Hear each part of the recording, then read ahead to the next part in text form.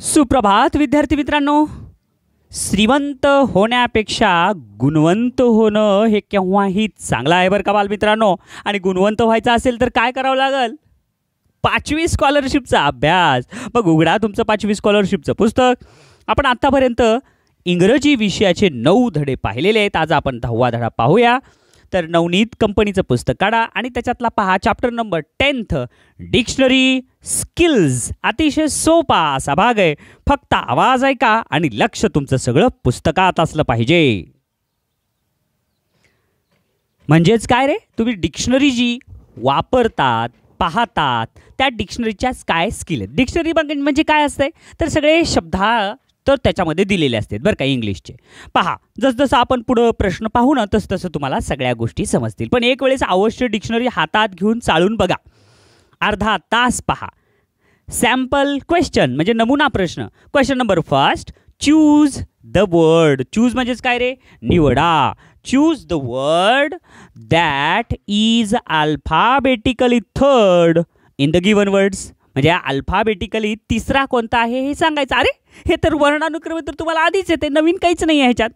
मग and, at, R, Apple सगळ्याचे पहिले अक्षर सारखेच आहेत वर्णाक्षर. दुसरं एन आलंय, टी आहे, आर आहे, पी. मग पहिल्यांदा काय येतं A B C D E F G H I J K L M N and पहिल्यांदा आलं. M N O P P आलं दुसऱ्यांदा. क्यू आर तिसऱ्यांदा. म्हणजे त्याचं उत्तर आहे पर्याय नंबर 3. पहिल्यांदा अँड, पुन्हा ॲपल, पुन्हा आर आणि ॲट. कळालं? मग हे किती सोपं होतं. जे तुम्हाला अगोदरच येते तेच तुम्हाला नवीन धड्यामध्ये आलं तर तुम्हाला अवघड जाईल का? मग डिक्शनरी स्किलवर परीक्षेत प्रश्न आला तर 100% तुम्ही बरोबर सोडवायचं, कधीही चुकायचं नाही. पहा दुसरा प्रश्न काय दिलाय. दुसरा प्रश्न आहे which word will B alphabetically third in the dictionary. अरे वरच्या सारखाच खालचा प्रश्न आहे. म्हणजे काय अवघड आहे बरं. नवीन धड्यामध्ये सगळे सोपेच प्रश्न आहेत. विच वर्ड म्हणजे कोणता शब्द विल बी अल्फाबेटिकली जो वर्णानुक्रमे येईल. तिसरा, थर्ड म्हणजे काय रे, तिसरा येईल इन द डिक्शनरीमध्ये शब्दकोशात. तर मग आता हे बघा, बेअर, बॉल, बॅग, बेबी. आता सगळ्याचे पहिले अक्षर सारखेत. दुसरं अक्षर बी सगळ्याचं सारखंच आहे. हे बदल आहे. तिसरं इथं दिलंय आर, इथं दिलं एल, इथं दिलंय जी, इथं दिलंय बी. म्हणजे पहिल्यांदा येईल बेबी, नंतर A B C D F G, दुसऱ्यांदा येईल जी म्हणजे दुसरा शब्द जी आला. आणि तिसऱ्यांदा A B C D G H I J K L. Ball तिसऱ्यांदा येईल. आपल्याला तिसराच विचारले म्हणून क्वेश्चन. दुसऱ्याचं उत्तर पर्याय नंबर बॉल आणि बॉल आहे पर्याय नंबर 2. कळालं? चला नेक्स्ट तिसरा प्रश्न समजून घ्या बरं का मुलांनो. आणि हे सगळे प्रश्न तुम्ही स्वतः मनाने सोडवणं आवश्यक आहे. हा 10वा धडा पाहिला ना तुम्ही, सगळं समजून घेतलं ना, नंतर मग व्हिडिओ बंद करायचे, मोबाईल बंद करायचा आणि 10वा धडा शिकवलेला सगळा भाग मनाने तुम्ही सोडवायचा. आणि पुस्तकावर वर्तुळ रंगवायचे नाहीत बरं का बाळांनो, वहीवर सोडवायचं. मग प्रकरण संपल्यानंतर सगळं बरोबर सोडवणार ना. मग बरोबर केव्हा येईल? जर शिकवताना लक्ष असलं तर. मग चांगलं शिकून घ्या अगोदर. Question number 3, choose the correct alphabetical order of words. या वर्णानुक्रमेची जोडी कोणती आहे ही विचारलंय. मग आता वर्णानुक्रमे म्हणजे काय असते रे, ABCD प्रमाणे. मग आता ABCD प्रमाणे म्हणजे आता कोणते शब्द असतील? गट पहिला ABCD EF G EF GH. अरे जी तर इकडे दिसायला चुकलं, जी पाहिजे होते अलीकडं. पर्याय एक कधीच येणार नाही. दुसरा ABCD EF GHIJKLMNOP. अरे हेच बरोबर आहे. म्हणून डोळे झाकून क्वेश्चन नंबर 3चं उत्तर लिहायचं पर्याय नंबर 2. चौथा प्रश्न. काय सोपे प्रश्न आहेत रे खरंच. हे पुस्तकात बघायलात ना, माझ्यासोबत तुम्ही सुद्धा वाचा, मोठ्याने वाचा. Question number 4, which is the correct order. Which is म्हणजे काय, कोणतं. करेक्ट ऑर्डर म्हणजे काय, योग्य क्रम ऑफ एंट्रीज. एंट्रीज म्हणजे काय असतं माहिती आहे का मुलांनो, डिक्शनरीमध्ये जे एंट्री केलेले जे शब्द असतात म्हणजे त्याच्यात लिहिलेले जे असतात त्याचा क्रम कोणता आहे. As per the list of words. As per the list of words म्हणजे काय, शब्दांच्या यादीप्रमाणे इन द डिक्शनरी. डिक्शनरीमध्ये समजा आता एखादा शब्द असला, हे तुम्हाला सगळ्यात जास्त काय आवडतं रे, प्ले म्हणजे काय, खेळणे. मग आता डिक्शनरीमध्ये कसं असते, सगळ्यात सुरुवातीला प्रोनाऊन्सिएशन देतात का रे. अर्ध प त्याला यल आणि त्याच्यावर मात्र प्ले. चुकलं. प्रोनाऊन्सिएशन पहिल्यांदा देणार नाहीत म्हणून पर्याय एक कधीच येणार नाही. पर्याय 2 मीनिंग. आता प्ले म्हणजे खेळणे, म्हणजे सगळ्यात सुरुवातीला डिक्शनरीमध्ये मीनिंग असतो का, अर्थ असतो का? इंग्लिशच्या डिक्शनरीत चुकलं. खेळणे असं देत का एकदम सुरुवातीला? नाही. पर्याय नंबर 3 हेड वर्ड. हां, हे बरोबर आहे. पहिल्यांदा देतात प्लेचं स्पेलिंग, ज्याला आपण हेड वर्ड म्हणतो, PLAY. नंतर देतात त्याचा उच्चार, अर्धोपो त्याला ल जोडायचं, डोक्यावर एक मात्रा प्ले. नंतर काय देतात? The part of speech. एकदम बरोबर आहे. म्हणजे शब्दाची जात कोणची आहे त्याची. तर मग प्ले म्हणजे काय आहे? वर्ब. मग त्याच्या पुढे देतात नुसतं शॉर्टमध्ये व्ही. प्ले, त्याचा उच्चार कंसात व्ही आणि नंतर मिनिंग. बरोबर आहे. नंतर मिनिंग म्हणजे काय? अर्थ. आणि अर्थाच्या पुढं काय असते? अर्थाच्या पुढं असतं एक्झाम्पल. समजलं? आणि एक्झाम्पलच्या पुढं काय असते? काहीच नसते. अजून खूप सारे एक्झाम्पल असतात. तर एवढं लक्षात आलं बाळांनो. ह्याच्यावर आधारित परीक्षेत प्रश्न येतात बरं का, समजून घ्या. म्हणून याचं उत्तर, प्रश्न चौथ्याचं उत्तर पर्याय नंबर 3. हे चला प्रश्न 5वा पहा. काय दिला प्रश्न 5वा? Which part of the entries. कोणता शब्द आहे, म्हणजे एंट्रीज म्हणजे जे नोंदी केलेल्या असतात त्याच्यात, इज गिवन आफ्टर मिनिंग. बघा यांनी प्रश्नच विचारला इकडं, मिनिंगच्या नंतर काय असते? Of the word in the dictionary. डिक्शनरीमध्ये मिनिंगच्या नंतर काय असते? आत्ताच सांगितलं तुम्हाला. मिनिंगच्या नंतर काय? प्रोनाऊन्सिएशन. चुकलं. मिनिंगच्या नंतर हेड वर्ड. चुकलं. मिनिंगच्या नंतर द पार्ट ऑफ स्पीच. चुकलं. मिनिंगच्या नंतर असते एक्झाम्पल, म्हणजेच उदाहरण. 3 पर्याय चुकीचे आहेत. हे कळालं रे, कळालं. तर उरलेला पर्याय आपलाच बरोबर. चला, अशा पद्धतीनं बालमित्रांनो आपले सरावाचे 5 प्रश्न झालेले आहेत. आता तुम्ही सोडवायचं आहे क्वेश्चन्स फॉर प्रॅक्टिस. पहा बरं मग पहिला प्रश्न, which word will be the third in alphabetical order. अरे हे तर नमुना प्रश्नासारखाच आहे. कोणता शब्द असा आहे which word will be the third, जो तिसरा येईल इन अल्फाबेटिकल ऑर्डर, वर्णानुक्रमे लावल्यास. मग कोणता आहे तो तिसऱ्यांदा शब्द? अँट, अँगर, अँड आणि ॲनिमलमध्ये. मग आता सगळ्याचे पहिले अक्षर ए सारखेच आहेत. दुसरे अक्षर एन. अरे दुसरं बी सारखंच आहे. तिसरा अक्षर TGDI. मग आता काय येईल ह्याच्यातलं? पहिल्यांदा ABCD डी अँड पहिल्यांदा येते. ABCDEFG अँगर दुसऱ्यांदा येते. आणि आपल्याला तिसऱ्यांदाचा शब्द विचारलाय ABCDEFGHI ॲनिमल. हे आला तिसऱ्यांदा. ॲनिमल कुठे? इथं पर्याय नंबर 4. म्हणून पहिल्याचं उत्तर किती बाळांनो? पर्याय नंबर 4. समजलं ना? चला पुढचा प्रश्न दुसरा. Which entry in the dictionary comes before the part of speech. आता हां, एंट्री म्हणजे काय रे? नोंदणी. आता डिक्शनरीमध्ये जे नोंद केलेल्या असतात ना, विच एंट्री, अशी कोणती नोंद आहे डिक्शनरीमध्ये? कम्स बिफोर, जी येते कशाच्या अगोदर? The part of speech. Part of स्पीचच्या अगोदर काय येतंय? तर पार्ट ऑफ स्पीच म्हणजे क्रम कसा असते? पहिल्यांदा हेड वर्ड असते, नंतर प्रोनाऊन्सिएशन आणि नंतर पार्ट ऑफ स्पीच. म्हणजे पार्ट ऑफ स्पीचच्या अगोदर येते प्रोनाऊन्सिएशन. येतं बरोबर आहे. म्हणून उत्तर, दुसऱ्याचं उत्तर पर्याय नंबर 3. पहिल्यांदा हेड वर्ड, नंतर प्रोनाऊन्सिएशन, नंतर पार्ट ऑफ स्पीच, नंतर मिनिंग आणि नंतर एक्झाम्पल. म्हणून अचूक उत्तर आहे before part of speech. Part of स्पीचच्या अगोदर आहे प्रोनाऊन्सिएशन. पर्याय 3 दुसऱ्याचं. चला पुढचा प्रश्न काय दिलाय? तिसरा प्रश्न. तर तिसऱ्या प्रश्नात काय दिलेलं आहे? विच ग्रुप, हे पुस्तकात लक्ष म्हणा म्हणा म्हणा माझ्यासोबत. Which group of words comes third. Which group म्हणजे काय? कोणता शब्दसमूह कम्स थर्ड, तिसऱ्यांदा येतो.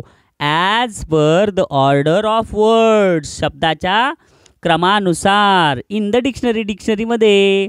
मग आता कोणता तिसऱ्यांदा शब्द येतो असं विचारलंय? Which group of words comes third. मग सांगा आता उत्तर, विचार करा.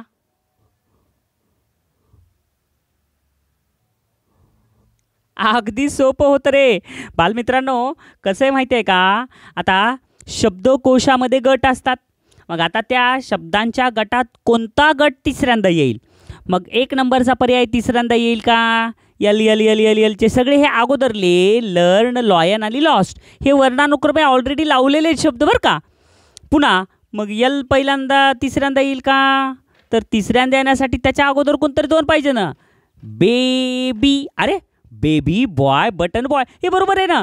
पहिल्यांदा अल्फाबेटमध्ये काय असतं रे? एचे शब्द, नंतर बीचे शब्द, नंतर ए बीचे शब्द झाले की सीचे, डीचे, ईचे, G B C D E F G H I J K एलचे शब्द. म्हणजे पहिल्यांदा बीचे शब्द आले, नंतर एलचे शब्द आले, आणि नंतर A B C D F G H I J K L M N O P Q R आरचे शब्द, आणि चौथ्यांदा सेडचे शब्द. म्हणून पर्याय नंबर 3 हे त्याचा प्रश्नाचं उत्तर आहे. कळालं ना मुलांनो? चला पुढचा प्रश्न काय आहे? चौथा प्रश्न. विच वर्ड कम्स, असा कोणता शब्द येतो next after the word examination in the dictionary? आता डिक्शनरीमध्ये एक्झामिनेशन शब्द दिला आहे. मग आता एक्झामिनेशनच्या नंतर कोणता शब्द येईल हे तुम्हाला विचारलं आहे. मग आता एक्झामिनेशन म्हणजेच परीक्षा. मग आता EXA बरोबर आहे. EXAM बरोबर आहे.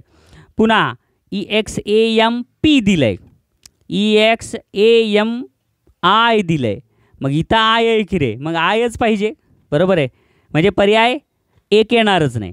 EXAMI नंतर दिलं एन, EXAMIN बरोबर आहे.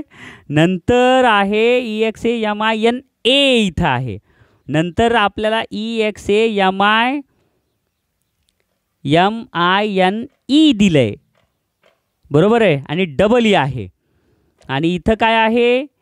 EXAMINE एकदम बरोबर आहे. पहिल्यांदा येईल एक्झामाइन हे शब्द येईल, आणि एक्झामाइन नंतर पुन्हा कोणता शब्द येईल? तर इथं पण एक्झामाइनच आहे, बरोबर आहे, पण त्याच्या पुढं आर आहे. मग येईल एक्झामाइनी, आणि नंतर येईल एक्झामाइनर, आणि असं आलं का लक्षात? हे असा क्रम असेल. पण आपल्याला काय विचारलं? एक्झामिनेशन नंतर एक्झामाइन. कळालं? म्हणून चौथ्याचं उत्तर पर्याय नंबर 3. डिक्शनरी चाळा. खूप महत्त्वाचे प्रश्न आहेत. सराव वारंवार केल्यावरच तुम्हाला खरंच येईल बरं का हे. चला पुढचा प्रश्न 5वा. काय दिलं 5व्या प्रश्नात? Which word comes before the word jolly? जॉलीच्या अगोदर कोणता शब्द येईल इन द डिक्शनरी? डिक्शनरीमध्ये जॉलीच्या अगोदर. मग आता जॉली हे जे म्हणजे जेचे शब्द असतील, बरोबर आहे. मग आता सगळे जेचे जर असतील तर दुसरं ओ, सगळीकडं ओ आहे. जे ओ यू तर येणारच नाही बघा. पर्याय 1 आणि पर्याय 3 कधीच येणार नाहीत, कारण जेच्या पुढचं इथं यू आहे. पण जॉलीच्या अगोदर हे ओचाच येईल इथं बघा. ओ हे दोन्ही पर्याय 2 आणि पर्याय 4 पैकीच कोणता तरी येईल. मग आता GOL आहे, आणि इथं के दिलं आहे. ABCDEFGHIJK, के नंतर यल येत आहे. म्हणून 5व्याचं उत्तर पर्याय नंबर 2. जोक अगोदर येईल, जॉली नंतर येईल, आणि जॉलीच्या नंतर येईल क्रमानं. समजलं? म्हणून 5व्याचं उत्तर पर्याय नंबर 2. पुन्हा पुढचा प्रश्न 6वा. Where will the word day break be found in the dictionary? Day break हा शब्द डिक्शनरीत कुठं आपल्याला सापडेल? म्हणजे कुणाच्या अगोदर किंवा कुणाच्या नंतर? तर ते बिफोर डे, डेच्या अगोदर येईल का? हे नाही, डेच्या नंतर येईल ना, कारण DAY त्याच्यात अगोदर आहे, बिफोर डे नाही आहे. तर आफ्टर डे असं होईल. डेच्या अगोदर नाही येणार हे, म्हणून पर्याय 1 येणार नाही. पर्याय 2 after day dreams. After day dreams म्हणजे काय? डे ड्रीम्सच्या नंतर. मग डे ड्रीम्सच्या नंतर म्हणल्यावर बघा DAYB,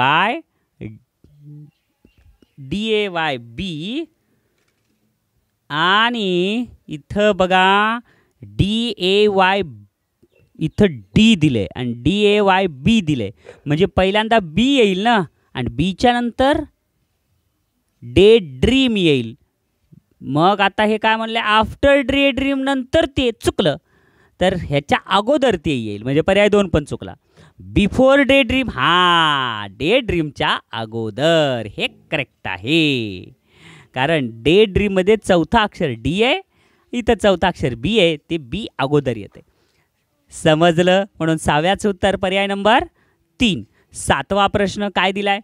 चूज दिसतोय ना? आणि तुम्ही तर सगळे पुस्तकात पहा. हां, 7वा प्रश्न काय? Choose the correct alternative.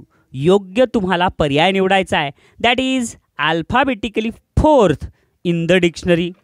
Choose the correct alternative. योग्य पर्याय तुम्हाला निवडायचा आहे. दॅट इज अल्फाबेटिकली 4th, वर्णानुक्रमे चौथा आहे इन द डिक्शनरी. डिक्शनरीमध्ये तो अल्फाबेटिकली चौथा आहे. हा असा कोणता आहे शब्द? तर काय येईल त्याचं बघा. योग्य पर्याय तुम्हाला शोधायचा आहे. Choose the correct alternative. योग्य पर्याय तुम्हाला निवडायचा आहे. दॅट इज अल्फाबेटिकली, जो वर्णानुक्रमे 4th आहे. मग आता पहिल्यांदा वर्णानुक्रमे लावून टाका ह्याला. मग आता काय येईल याचं? रेंट, रेंज, रेन आणि रेन. मग पहिले सारखे. दुसरं ई आहे, ए आहे, ए आहे, ए. मग ह्या दोघांपैकी कोणतं तरी पहिल्यांदा येईल. मग आता रेंज येईल का रेन? तिसरा अक्षर इथं एन आहे आणि इथं I. A B C D E F G H I. I अगोदर येईल, बरोबर आहे. आणि नंतर काय येईल? तर रेंज येईल. पहिल्यांदा हे, दुसऱ्यांदा हे. आता तिसऱ्यांदा कोणतं येईल? तर इथं ई आहे, इथं ई आहे. मग या दोन्हीपैकी कोण येईल? तिसरा अक्षर इथं एन आहे, इथं आय आहे. A B C D E F G H I. आणि नंतर येईल A B C D E F G H I J K L M N. म्हणून तिसऱ्यांदा येईल रेन आणि चौथ्यांदा येईल रेंट. म्हणून 7व्याचं उत्तर आहे पर्याय नंबर 1. समजलं? रेंट हा शब्द 4 नंबरला येईल. पुढचा 8वा प्रश्न काय दिलाय? Where will you look up the word bring in the dictionary. डिक्शनरीमध्ये तुम्हाला ब्रिंग हा शब्द कोठे दिसेल?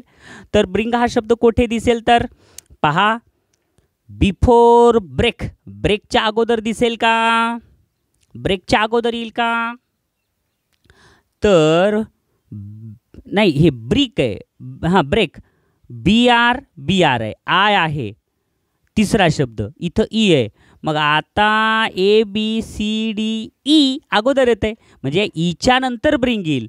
आफ्टर ब्रेक येईल. इथं बिफोर दिले. पर्याय 1 चुकला. दुसरा आफ्टर ब्रेक. एकदम बरोबर आहे. हे करेक्ट आहे. आफ्टर ब्रेक, ब्रेकच्या नंतरच ब्रिंग येईल. म्हणून 8व्याचं उत्तर पर्याय नंबर 2. चला 9वा प्रश्न काय दिले? 9वा प्रश्न पहा. तर 9व्या प्रश्नात आहे विच वर्ड विल कम. कोणता प्रश्न येईल? After work. आफ्टर वर्क म्हणजे काय? वर्क नंतर कोणता शब्द येईल इन द डिक्शनरी. मग इथं डब्ल्यू आहे. W, A B C D F J काय जे केलं M N O P Q R S T U V W X Y Z. बरोबर आहे. एक तर वाय येईल, नाही तर हे वर्ड. दोन्हीपैकी कोणता तरी. एक तर पर्याय 2 नाहीतर पर्याय 4. अलग लक्षात. मग आता डब्ल्यू ओ आर आणि डब्ल्यू आर के आहे, इथं डी आहे. म्हणजे वर्ड तर वर्कच्या अगोदर आला, म्हणजे वर्ड येणार नाही. काय येईल? इयर. म्हणून 9व्याचं उत्तर पर्याय नंबर 2. 2ला रंगवायचं. वर्तुळ रंगवण्याचाही तुम्हाला सराव करावा लागेल बरं बाळांनो. छान. पहा बरं 10वा प्रश्न काय दिलाय? Where will you look up the words with P in the dictionary. मग आता तुम्ही डिक्शनरीमध्ये पी हा शब्द कुठे तुम्हाला सापडल? अरे डिक्शनरीमध्ये तर सगळे शब्द वर्णानुक्रमे असते. A B C D F G H I J K L M N O P Q R S T U V W X Y Z ह्याच्याप्रमाणे. मग आता A B C D F G H I J K L M N O. ओच्या नंतर P येणार. After O. अरे 10व्याचं तर फारच सोपं होतं की रे. म्हणजेच काय? ओच्या नंतर पी येणार. म्हणून 10व्याचं उत्तर पर्याय नंबर 1. 11वा प्रश्न. If we put the following days in the week in alphabetical order. हे जर आठवड्याचे वार वर्णानुक्रमे लावले तर what would be the correct order. तर कोणता क्रम बरोबर असेल? किती सोपा रे प्रश्न आहे. A B C D F G H I J K L M N O L M. M अगोदर येईल, बरोबर आहे. मग यम अगोदर असलेला पर्याय कोणता आहे? पर्याय नंबर 3 आणि पर्याय नंबर 1. मग आता यम नंतर काय येईल? ABCDEFGHIJKLMNOPQR. यस, टी नाही येणार, म्हणून 11व्याचे उत्तर पर्याय नंबर 3. सगळे एवढे अवघड प्रश्न सोडवले ना, आता सगळे सोपे म्हणजे सोपे नाही रे, सॉरी चुकलो मी. खूप सोपे खूप सोपे प्रश्न आले शेवटी. काय 12वा प्रश्न? Rearrange the first letter of each of the following picture. खालील चित्राचे जे काही नावं आहेत त्याचे पहिला अक्षर वर्णानुक्रमे लावा इन द अल्फाबेटिकल ऑर्डर. ह्या टायगरचं टी, मग आता टी तर कुठं येईल रे? शेवटीच येईल. लॉयन, बाबा झेब्रा तर सगळ्यात शेवटी ये. याक, मग आता पहिल्यांदा काय येईल? Yes T. काय येईल पहिल्यांदा? तर पहिल्यांदा येईल वर्णानुक्रमे लावायचा, तर ABCDEFGHIJKL लॉयन नंतर टायगर नंतर याक आणि याक नंतर झेब्रा. मग झड शेवटी सगळ्यात सोपं बघायचं. झड शेवटी कुठं आहे? पर्याय 1 मध्ये झड शेवटी नाही, पर्याय 2 मध्ये झड शेवटी नाही, पर्याय 3 मध्ये झड शेवटी नाही, पर्याय 4 मध्ये झड शेवटी. म्हणजे 3 पर्याय येणार नाहीत, म्हणजे उरला काय? पर्याय नंबर 4. म्हणून डोळे झाकून लिहायचं. 12व्याचं उत्तर पर्याय नंबर 4. किती सोपं होतं. चला पुढचा प्रश्न. अरे शेवटचाच प्रश्न आला का? बाबा झाले मी प्रश्न. मी म्हटलं आहेत काय की अजून 10-15. By arranging the given words in alphabetical order. आपल्याला वर्णानुक्रमे शब्द लावत असताना which word will be the middle position. मध्यभागी कोणता शब्द येईल असं आपल्याला विचारलंय. मग आता आपल्याला काय करावं लागेल रे? हे सगळे शब्द वर्णानुक्रमे लावावे लागतील आणि वर्णानुक्रमे लावल्यानंतर मध्यभागी कोणता आहे ते आपल्याला बघायचंय. लावा मग. करा मग मांडणी करा वर्णानुक्रमे आणि मांडणी करून व्यवस्थित पहा. मग कोणतं येतं? केलात? आता बघा, एवढ्या सगळ्या शब्दामधून फोर हेड एफ आहे आणि ही सगळी ईचे आहेत. म्हणजे हे एफ तर ईच्या नंतर येते, म्हणजे हे सगळ्यात शेवटी येणार. ह्या 4 पैकीच कोणतं तरी बघा. मध्यभागचा शब्द म्हणजे 1 2 3 4 5 आहेत. 5 पैकी मध्यभागी येते 3 नंबर. म्हणजे ह्या 3 नंबरचा जर तुम्ही शोधलात रे ह्या 4 मधून उत्तर मिळालं. मग आता काय येईल? आय वाय ई वाय हे एल्बो. इथं एल आहे म्हणजे एल्बो येतं आहे पहिल्यांदा. मग दुसऱ्यांदा काय येईल? इथं ई वाय आहे, इथं ई वाय आहे, इथं ई वाय. पहिल्यांदा सगळ्याच्यात ई वाय ई सारखेच आहेत, बरोबर आहे. नंतर चौथा अक्षर इथं एल आहे, इथं बी आहे, इथं एल आहे. म्हणजे आयब्रो येईल दुसऱ्यांदा. एल्बो पहिल्यांदा, आयब्रो दुसऱ्यांदा. आयलीड आणि आयलॅशचे पहिले 4 सारखे आहेत. आयलॅशचं ये आहे इथं 5वं अल्फाबेट, म्हणून आयलॅश येईल तिसऱ्यांदा. आणि आपल्याला तेच पाहिजे. 5 पैकी 3 नंबरचा मध्यभागी असतो, म्हणून 13व्याचं उत्तर आयलॅश आहे पर्याय नंबर 3. म्हणून 13व्याचं उत्तर पर्याय नंबर 3. समजलं? अशा पद्धतीनं वर्णानुक्रम एल्बो, आयब्रो, आयलॅश, आयलीड आणि फोरहेड सगळ्यात शेवटी. समजलं मुलांनो? फार सोपं होतं ना प्रकरण, पण तुम्हाला सराव करावा लागेल बरं का बाळांनो. तुम्ही तुमचे शाळेतले शिक्षक, तुमचे पालक, तुमचे भाऊ बहीण, आई वडील, नातेवाईक यांच्यासोबत जास्तीत जास्त डिक्शनरीचा सराव करा. हा भाग नक्कीच तुम्हाला खूप सोपा जाईल. आणि पी हळद आणि हो गोरी असं होतंय का? लगेच काम होतं का? कमीत कमी तुम्हाला महिनाभर तरी सराव करावा लागेल, मग सगळ्या गोष्टीत तुम्हाला यश मिळेल. हा व्हिडिओ पाहून अभ्यास केलात त्याबद्दल धन्यवाद.